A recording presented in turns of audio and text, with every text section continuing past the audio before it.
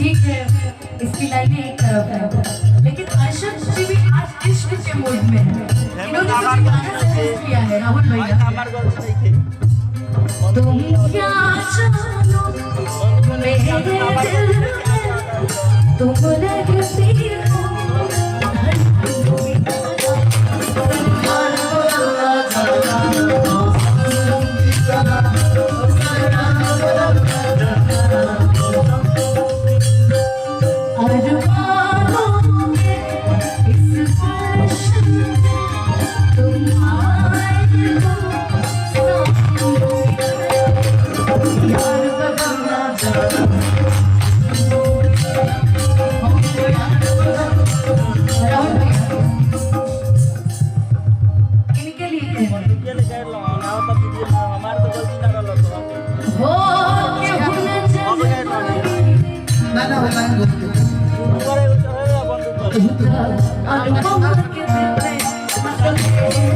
Aduh,